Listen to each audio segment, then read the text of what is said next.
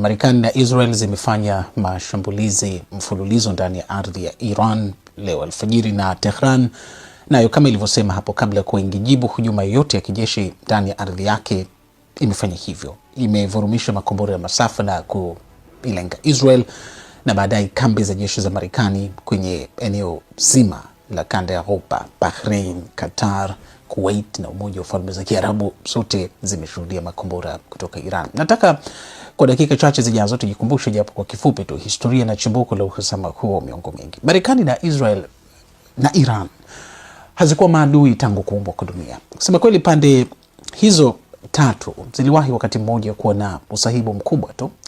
Uhasama hasa kati ya nchi hizi umegawika kwenye makundi kadhaa: Marekani na Iran, Iran dhidi ya Israel, alafu kwa pamoja Marekani na Israel dhidi ya Iran, na hiyo ni kutokana na sababu za kihistoria. Sasa tunataka turudi nyuma kidogo. Kabla ya mapinduzi ya Kiislamu ya Iran ya mwaka 1979, Iran ilikuwa nchi ya kifalme na ilikuwa ikiongozwa na familia mbili. Ya kwanza ni ya Qajar mwanzoni mwa miaka 1900 hadi walipopinduliwa na familia ya Pahlavi. Mfalme wa Iran alikuwa akitumia jina la Shah, na Mohammad Shah Pahlavi alikuwa ndiye mfalme wa mwisho wa Iran na ndiye anazingatiwa kwa chimbuko la yote tunayoona hivi sasa. Uhasama kati ya Iran na nchi zenye nguvu hususan Uingereza na Marekani kwa hakika kabisa ulianza baada ya kugundulika kwa hazina kubwa ya mafuta nchini Iran. Kampuni za magharibi hasa Uingereza, unajua kama ilivyo kawaida, zilitaka kipande kikubwa cha keki kushinda watakachopata wenye mali, wakawa wanachota tu mafuta. Mambo yakaja kubadilika mwaka 1951. Serikali ya Iran tangu zamani ilikuwa inaongozwa na waziri mkuu, yani zile shughuli za kila siku za serikali. Halafu mfalme ambaye ni Shah alikuwa ndiye mkuu wa nchi. Lakini mwaka 1951 Iran ikapata waziri mkuu kichaa, naweza kusema hivyo. Jina lake ni Mohammad Mossadegh. Yeye alipoingia madarakani akasema hatukubali, akatangaza kutaifisha mali na vibali vya kuchimba mafuta kwa Uingereza. Serikali ya London ikafura sana. Mossadegh alipendwa sana na watu wa Iran kwa sababu hiyo ya kulinda maslahi ya rasilimali zao. Hata tishia nafasi ya Shah Pahlavi ambaye nguvu zake za kufanya maamuzi zilipungua kabisa wakati Mossadegh alipoingia madarakani. Miaka mitatu baadaye, mwaka 1953, baada ya kuchoshwa kumvumilia waziri mkuu Mossadegh, Marekani na Uingereza zikapanga mapinduzi ya kijeshi ya kumwondoa Mossadegh madarakani, na Shah ambaye kutokana na wasiwasi wa usalama alikimbilia Italia, alirejea nchini Iran na akarejeshewa zile nguvu alizokuwa nazo kabla ya Mossadegh kuwa waziri mkuu. Shah Pahlavi aliporejea akaanzisha mageuzi makubwa kutaka kuwapa kile alichokiita mwenyewe maisha mazuri watu wa Iran, lakini kwa mtindo wa nchi za magharibi, na ile misingi ya kidini ambayo ilikuwa ndio nguzo ya utamaduni wa Iran akaizika.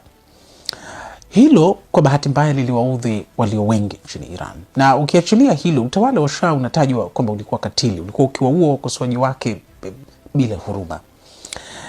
Wafuasi wa kiongozi wa kidini aliyekuwa na ushawishi mkubwa nchini Iran, Ruhollah Khomeini, wakapanga mapinduzi ya kumwondoa madarakani Shah Pahlavi mwaka 1979. Utawala wa Shah ukapinduliwa na mwenyewe akakimbilia uhamishoni, na kuondoka pamoja naye ushawishi wa nchi za magharibi na maslahi yao hasa kwenye rasilimali za Iran. Ayatollah Ruhollah Khomeini akaanzisha utawala wa kidini wenye kuchanganya na demokrasia. Ayatollah ndiye kiongozi mkuu wa Iran, anatoa mwongozo na dira ya nchi, halafu serikali inayochaguliwa kidemokrasia na raia ambayo inaongozwa na rais ikawa inaendesha shughuli za kila siku za nchi hiyo hadi sasa. Kwa bahati mbaya, mapinduzi ya Kiislamu ya Iran ndio yalikuwa chanzo kikubwa cha msuguano tunaoshuhudia sasa. Kwanza yalianza moja kwa moja na makabiliano na mapambano. Siku mapinduzi ya Iran yalipofanyika mwaka 1979, wafuasi wa Ruhollah Khomeini waliwachukua mateka raia wa Marekani kwenye ubalozi wao na wakawashikilia kwa mwaka mzima bila kuwaachia. Operesheni zote za Marekani za kujaribu kuwaokoa zilishindwa. Lakini wakati Iran na Marekani zikiwa zinahasimiana, Iran na Israel wenyewe waliendeleza urafiki wao japo kwa mashaka, kwa sababu Israel na Iran wakati wa utawala wa Shah zilikuwa na mahusiano ya karibu kama ilivyokuwa Iran na Marekani. Na Iran na Israel ziliamua kuwa karibu kwa sababu walikuwa wakipambana na kitisho cha pamoja, tunaweza kusema, kujaribu kuidhibiti Iraq ya Saddam Hussein. Taarifa zinasema hata wakati wa vita vya Iran na Iraq vya miaka 1980, Israel ilikuwa upande wa Iran. Mambo yalikuja kuharibika pale Iran ilipoonekana imedhamiria kuwa dola yenye nguvu kwenye eneo la Mashariki ya Kati, ikazidisha uungaji wake mkono kwa makundi ya kupigania kile wanachokiita wenyewe haki, kwa mfano Palestina, na kupinga ushawishi wa Marekani na Israel kwenye kanda ya Mashariki ya Kati. Iran pia ikastawi kiteknolojia na kuanza kujitegemea kikamilifu. Hapo sasa Marekani na Israel wakabaini kuna kitisho.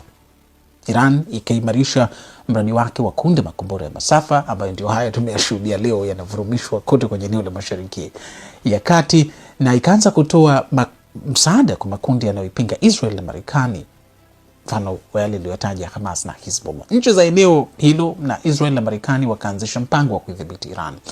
Vikwazo vya kiuchumi ndio vilikuwa njia ya kwanza kabisa. Wakaingia kwenye kuwaua wanasayansi wa Iran na hata kuwafitinisha Iran na marafiki zake. Kwa miaka yote hiyo, Washington na Tel Aviv kusema kweli zilijizuia kutumbukia kwenye vita vya moja kwa moja na Iran hadi mambo yalipobadilika miaka miwili iliyopita, na hasa Juni mwaka jana pale Israel ilipoishambulia Iran na Marekani nayo ikaingilia kati na kuvishambulia vitu vya nyuklia vya Iran. Sasa kilichotokea leo ni jaribio la mwisho, tunaweza kusema, la kuangusha utawala ulioiumiza kichwa Marekani na Israel kwa muda mrefu sana, utawala wa Maullah chini ya Ayatollah Ali Khamenei ambaye alimrithi Ayatollah Ruhollah Khomeini mwanzoni mwa miaka 1990. Swali kubwa kusema kweli ni iwapo kama Marekani na Israel watafanikiwa kuangusha utawala wa Maullah ama Jamhuri ya Kiislamu itamudu kwa mara nyingine kujiokoa.